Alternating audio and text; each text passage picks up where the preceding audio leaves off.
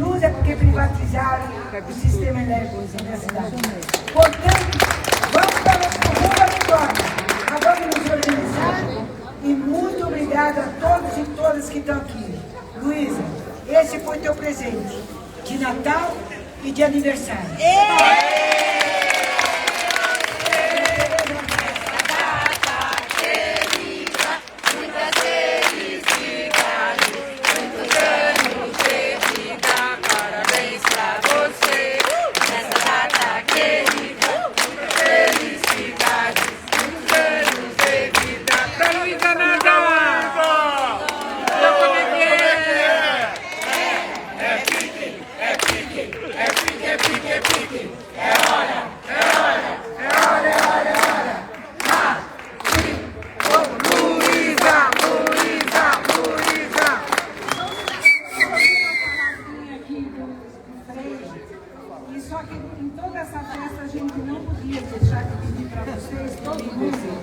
Primeiro eu queria fazer o nosso grito aqui. Coletivo Paulo Freire Regional Norte, presente! Coletivo Paulo Freire Regional Norte, presente!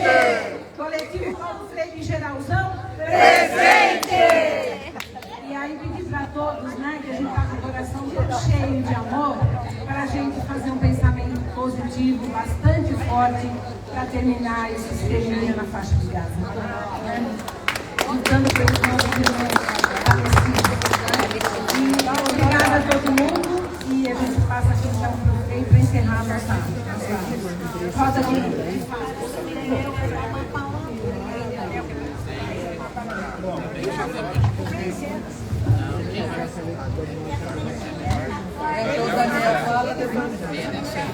Deixa eu pegar.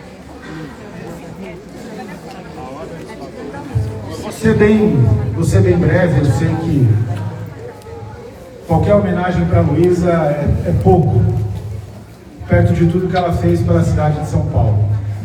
Eu sempre falo isso, a gente esteve juntos agora em Porto Alegre, e eu falei isso e falo sempre emocionado, porque eu conheci a Luísa, primeiro fazendo boca de urna, para a eleição mais vibrante da minha vida, para a eleição mais vibrante da história da cidade de São Paulo, quando a Luísa se tornou prefeita de São Paulo.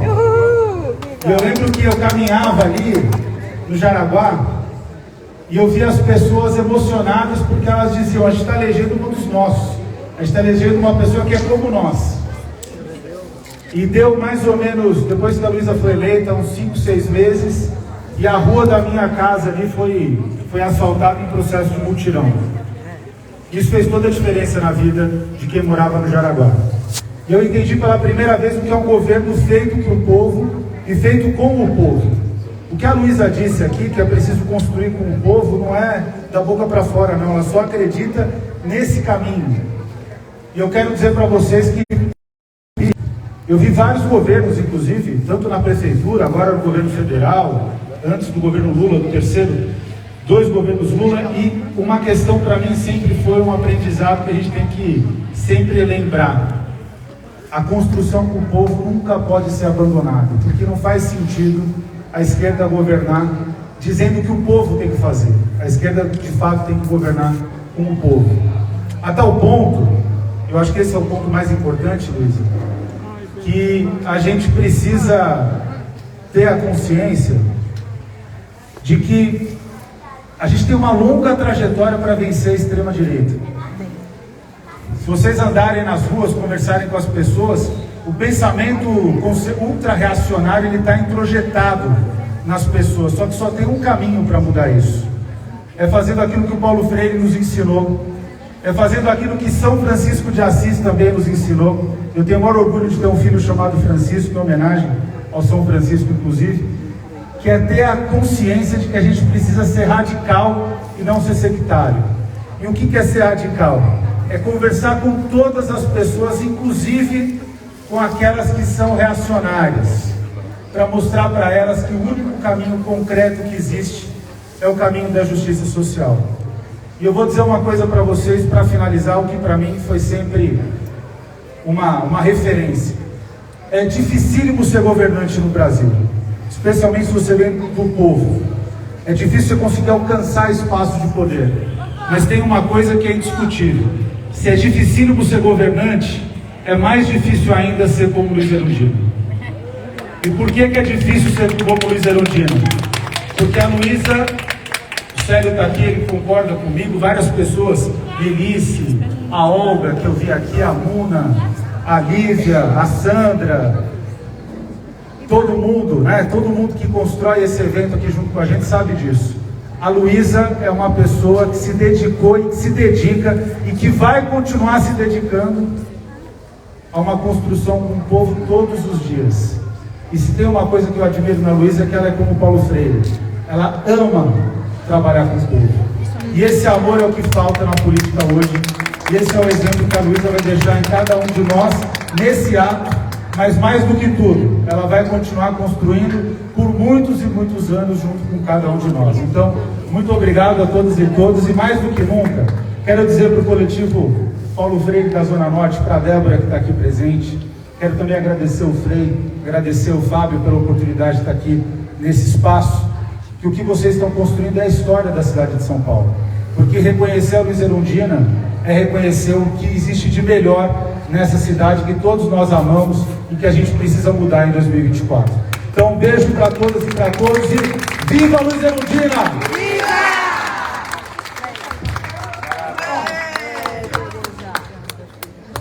Eu vou falar para vocês uma coisa que eu considero importante, porque eu conheci a Luiz Erundina no dia que nós tomamos posse. Uma não conhecia a outra. Aliás, nenhum dos 5 se conheciam. A gente se conheceu quando nós entramos lá na Câmara. Amor, olha, você, a Luiz, eu só tenho. Olha, você, a gente é mais conhecido. Mas nós tínhamos uma coisa que é fundamental. Pela vivência que todas nós tínhamos, seja de que tipo foi a vivência, nós tínhamos uma coisa fundamental que representava naquele momento a presença do João Carlos e a presença do Cláudio, a minha presença e a da Erundina e a Irede, como trabalhava no jornal. Nós tínhamos uma coisa fundamental, que nós todos nós vínhamos do trabalho, não só com a população, mas também com os trabalhadores no local de trabalho. E o nosso trabalho era um trabalho de conscientização. Esse era o papel que a gente queria que acontecesse, que era conscientizar a população. E no meu caso, cadê a minha amiga aqui? A Helena? Então, Helena e a minha amiga Ana Dias, lá da Zona Sul, a gente sempre estava se reunindo e discutindo como conscientizar as mulheres do seu papel e do seu significado na sociedade, da sua importância, da sua capacidade. E elas sempre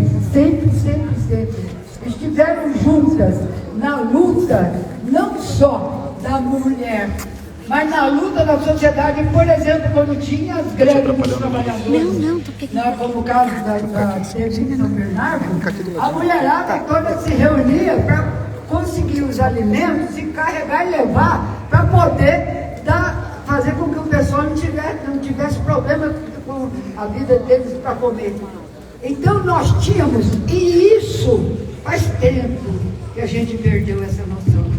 Tem pessoas esparsas que fazem esse trabalho, mas esse trabalho muitas vezes não tem para mim a ideia fundamental que nós estamos perdendo e perdemos para a direita, que é a conscientização de classe.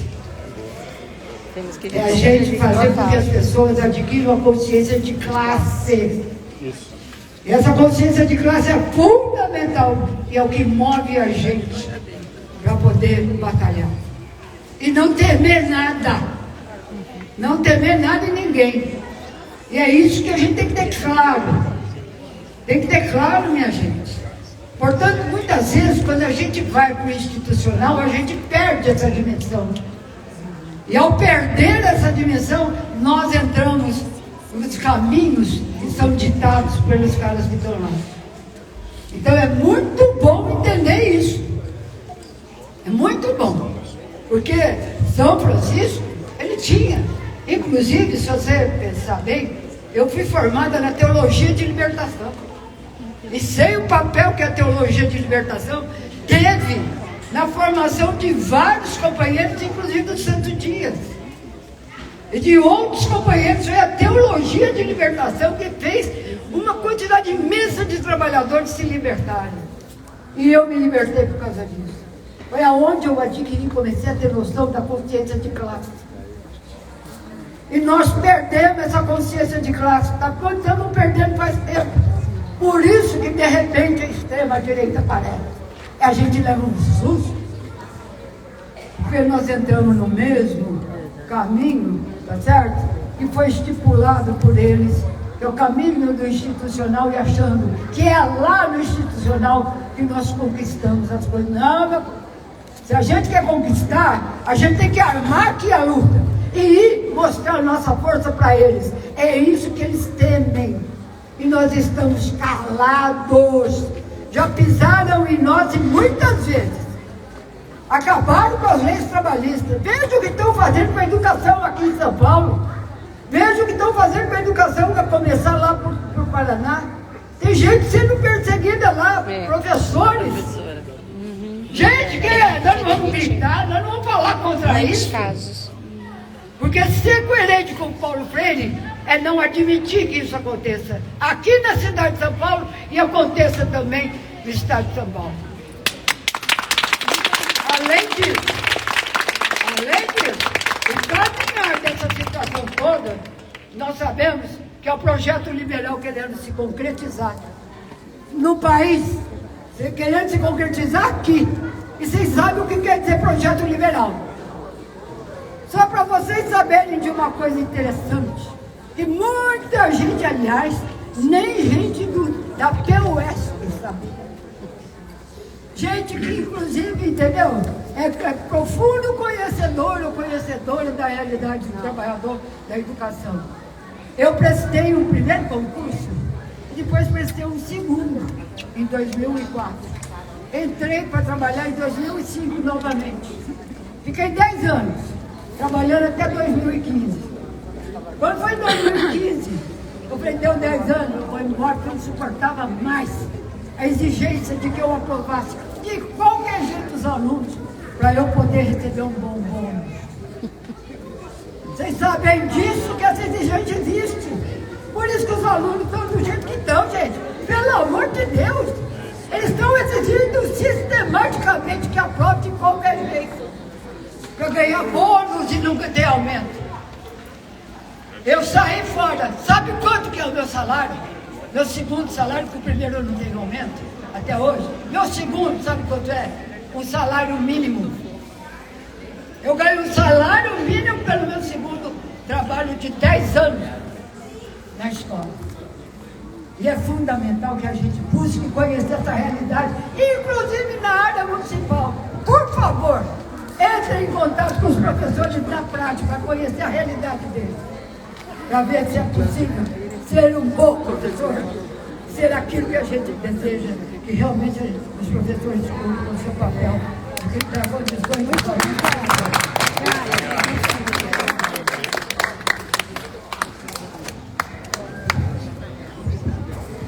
Boa noite. Boa noite. Paz e bem. Paz e bem. É uma responsabilidade muito grande falar agora, Luísa. Senhoras, vocês citaram tanta gente, citaram Dom Paulo, citaram Ferenci, citaram São Francisco, não tem nem jeito de falar, né? E nós, em nome dos franciscanos, dizer que para nós termos aqui nessa noite é uma coisa que nos honra muito. E nós temos nosso trabalho social e todos os dias a gente está lutando junto com o povo. E tem dia que dá uma crise, porque a gente lida com tanta gente, e alguém falou aqui que tem que falar com todo mundo, foi você? Eu também comum dessa ideia, né? Nós temos que falar com todo mundo. E aí dá uma crise de que lado a gente está, né? Porque parece que quando a gente começa a conversar com todo mundo, a gente parece que vai diluindo no meio de tanta coisa e a gente fica meio em crise.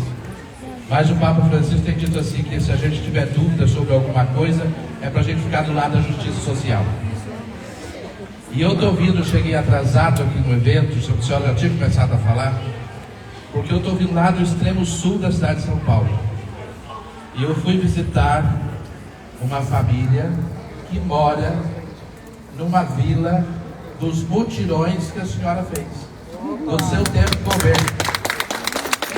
São as casas feitas em mutirão que entrava o povo com a prefeitura e fazia, né? A prefeitura não entendi muito bem, mas parece que a prefeitura dava o material e o povo fazia mão de obra e fazia. Casas que a gente não tem igual, né? Casa com qualidade, pé direito alto, espaço que todo mundo entra, cabe a família inteira dentro, né? Não é essas coisas que a gente tem hoje que o capital vai encolhendo tudo. E hoje as pessoas estão morando aí no centro da cidade, um negócio que chama, a kitnet era um nome bonito para ela agora, como é que é? Estúdio. Né? Loft. Um cara horrível, né? Você troca lâmpada, você subiu no banco. Então, para dizer assim, que a qualidade de vida é cada vez menor, né? Mas existe, eu tenho vindo aí acabei de vivenciar, não foi planejado, esse vestígio da sua história está marcada na cidade de São Paulo, né? Então nós somos muito agradecidos por tudo aquilo que você... Eu vou chamar a senhora de você, eu sou mineiro, chamo sempre senhora, mas agora parece que eu tenho que falar de você. Por tudo aquilo que a senhora representa para a história da cidade de São Paulo e por todos que vivem aqui e constroem a sua vida aqui, né? Sem falar os inúmeros nordestinos que vieram para cá e ajudaram a construir essa cidade enorme que ela é agora, né? Então, queria dizer assim que a nossa história franciscana, ela citou a teologia da libertação, a nossa história franciscana se confunde com a história do povo, né? São Francisco pulou o muro da cidade de Assis e foi viver com os mais lascados, como diz o Pelenci, do lado de fora do muro, aqueles que viviam o relento. A igreja lutou para colocar ele dentro dos mosteiros, dentro das estruturas eclesiásticas, e ele resistiu a tudo isso. Eu sempre digo que eu fiquei muito impressionado quando eu fui em Assis, porque cada lugar que São Francisco passou, levantaram uma grande igreja. Mas quando São Francisco veio lá, só tinha um pé de árvore, não tinha igreja. Isso é um sinal muito forte para dizer assim que é alguém que lutou e que resistiu até o último dia ao modelo de sociedade, igreja, tudo que tinha naquele tempo. Então, para nós franciscanos, São Francisco é um modelo de resistência de tudo aquilo que vai contra os princípios da vida humana, da proteção da vida, né? Muita gente vem na religião com medo de ir para o inferno, pois eu digo que nós franciscanos estamos mais preocupados com a vida e com a morte, não com o céu e com o inferno, com a vida e com a morte, né?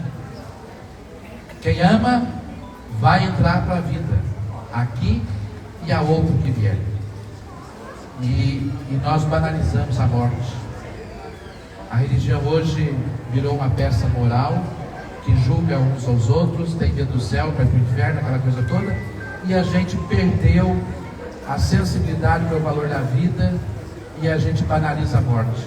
Olha a nossa cidade, quantas pessoas perdem a vida todos os dias, quantas pessoas vivem de forma indigna, e olha o que a gente está vivendo com Palestina, olha o que a gente está vivendo com outros cenários de guerra na África, sobretudo, que ninguém fala, onde existe genocídios silenciosos que nós aqui não sabemos. Então nós precisamos levantar a voz e defender aquilo que é o mais importante. Resistir, eu acho que começa pela resistência. Muito obrigado pela sua resistência e por tudo aquilo que a senhora representa para a nossa história, enquanto construção do povo.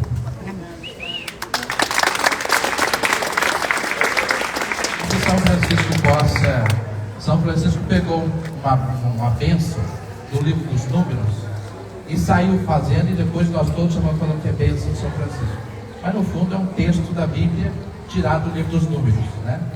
E eu queria então, em nome de nós franciscanos, fazer essa oração, porque São Francisco sempre faz oração de São Francisco, Senhor, fazei-me instrumento de vossa paz, né? Então, que todos nós sejamos instrumento de paz e de resistência, onde a violência, a morte, a guerra impera, né?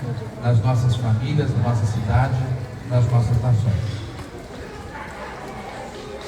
Então eu peço a cada um e a cada um que na sua fé, na sua religião, um instante de silêncio, possa fazer o seu instante de prece. E peço licença também àqueles e aquelas que são de outras confissões, porque faço uma oração aqui em nome dos franciscanos.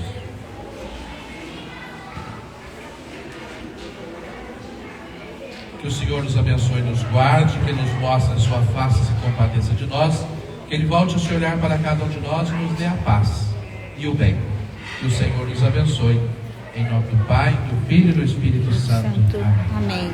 Queria registrar que nós estamos, franciscanos, queria registrar ainda que nós, franciscanos, estamos registrando 23, 24, 25 e 26, 4 anos, 8 centenários de eventos importantes do mundo franciscano. Esse ano, 800 anos da aprovação de regra de vida de São Francisco e 800 anos do teatro de Grétio, que instituiu a tradição do presépio no meio de nós. O ano que vem, 800 anos do cântico, ou melhor dizendo, dos estigmas de São Francisco. 25, 800 anos do poema do Cântico de João Sol, que dá a ele o título de protetor da natureza, que é o poema da Fraternidade Universal. E 26, 800 anos da Páscoa de São Francisco. Então, eu convido todos vocês para festejar conosco esses eventos. Senhor, fazei instrumento de vossa paz, onde houver ódio que eu leve o amor, onde houver ofensa que eu leve o perdão, onde houver discórdia que eu leve a união, onde houver dúvidas que eu leve a fé, onde houver erros que eu leve a verdade, onde houver desespero que eu leve a esperança, onde houver tristeza que eu leve a alegria, onde houver trevas que eu leve a luz. Ó Mestre, fazei que eu procure mais consolar que ser consolado, compreender que ser compreendido, amar que ser amado, pois é dando que se recebe, é perdoando que se é perdoado, e é morrer